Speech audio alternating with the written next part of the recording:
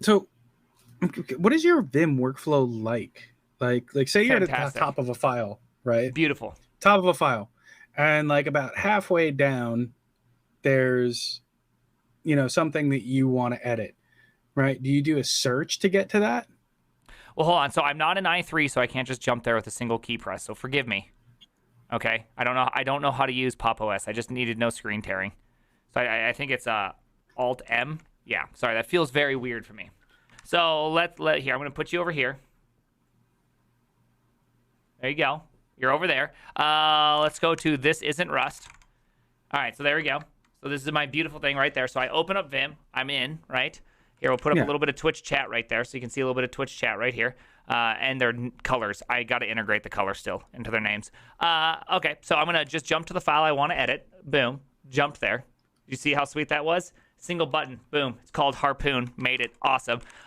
So if I'm up at the top and I want to edit something like... Let's say you want to edit Tungstenite down on line 20. Yeah. That's not line 20. That's 20 lines away. I'm just going to go 20J. Boom. I'm there. I'm ready. Oh, so that's what you actually go by line number. Yeah. That's why I have relative line numbers. Right? So if I'm up here, I can go 8K CI double quotes. I'm in. I've deleted everything inside there. Relative line. That's smart. Yeah, that way, because I don't like that. And when I press Control D, it also centers my screen. So Control D and U jumps by half page, and it centers my cursor into the middle of the screen. That's really, really interesting, the relative line numbers. Yeah, so it makes it super easy. So if I want to go up, I just hit that old 7K, CI double quotes, and I type in something new. Right? Wow. See? That's that speed shit. Yeah, it is that. So say I just want to replace this entire thing. This whole function sucks. I can do a little DI squirrely brace. I just deleted everything within that entire function. I can paste it still because it's in my paste buffer.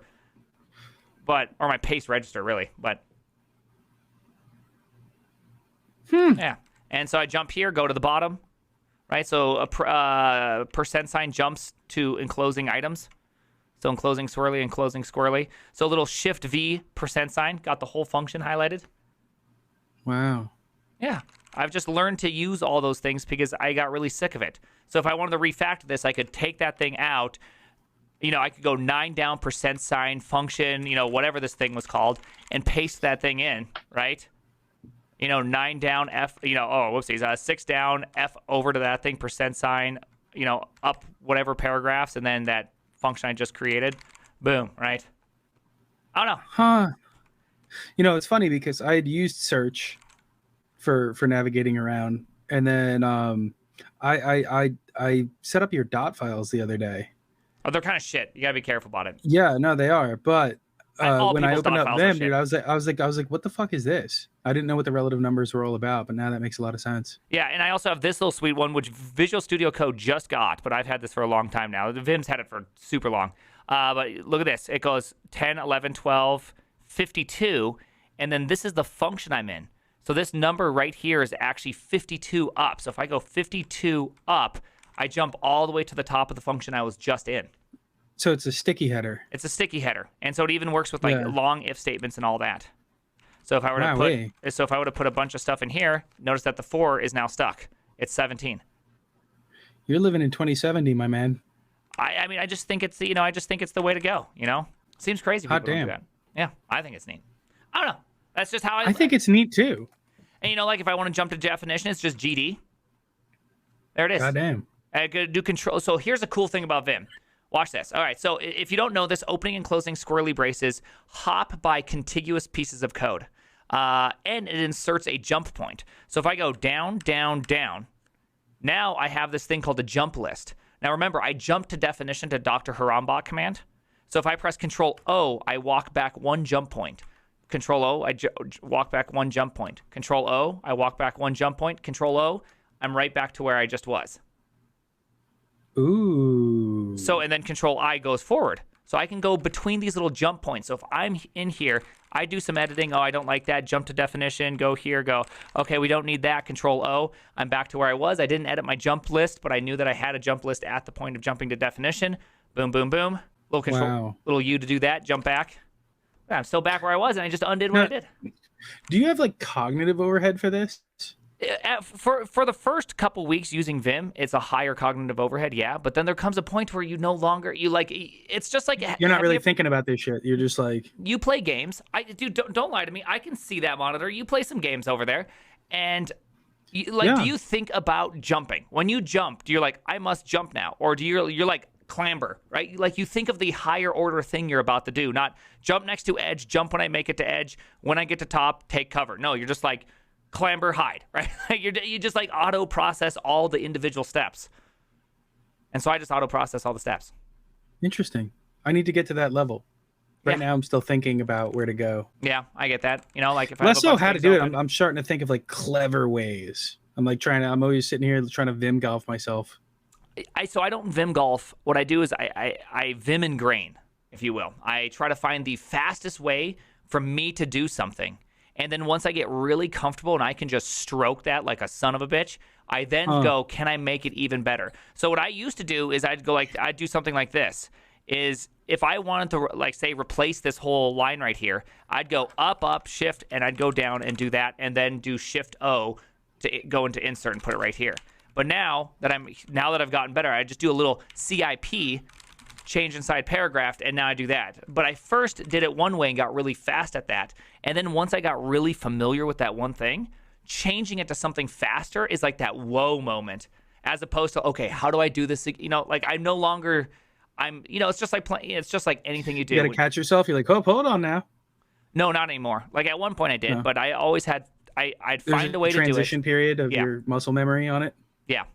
So yeah, and like a big thing I use all the time now without even thinking about it is DIW or CIW. So DIW will delete the word you're on no matter where you're in it, right? So if I do it right there, it deletes the whole thing, right? And that to me is just super useful. Same thing with CIW, except for you go into insert mode afterwards. Mm-hmm. And so it's like one of those things that I got into the habit of doing it. And dude, this is gonna be like the dorkiest thing you've ever heard in your lifetime. So just stay with me here for a second. Sorry, remember I'm on something I'm not used to using. I'm gonna open up GIMP really fast. Dude, this is like the dorkiest thing in the universe. Dude, how do you make this thing big again? i3 is just so much better. Is what I realize is that on a Dvorak keyboard, you have yourself C right here, right? So this is C. W is directly below it, which means I'm using my middle finger to do C word. But I is on my first finger over here. So the time it takes for my middle finger to go from here to here, or if I'm pressing D right here, I can press the I in between these two movements without any loss of time. And I gain a whole new function of if no matter where I'm at in the word, I don't have to jump back to the beginning, then delete forward. I can just delete wherever I'm at in the word, and it'll put it exactly where I want it. I know, that's really dorky, you know. You are committed to efficiency. I absolutely, brutally, and 100% committed to absolute efficiency at all points, yes. My God.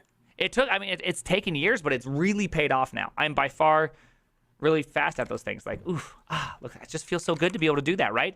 You have some weirdly formatted stuff, and you don't want to have to try to format this single individual line. Equal AP, and it'll just do a formatting thing on that. This thing sucks at formatting because Rust sometimes is terrible at this, but feels good.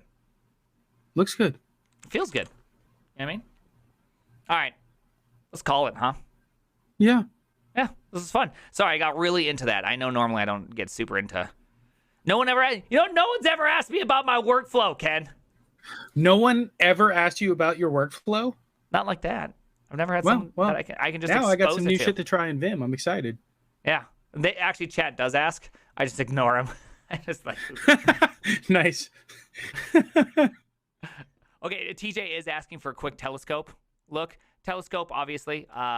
I press Control P. I get the same Control P window you would, right? Fuzzy file find. Yeah. So you can do that. But one thing that it has is if I zoom it out a little bit, which I never am this zoomed out, you also get a little preview right here. Oh, wow. Yeah. So look at that. A nice little beautiful preview. Fancy.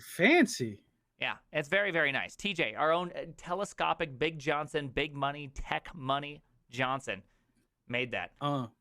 Yeah. Very cool. A lot of names. Anyways.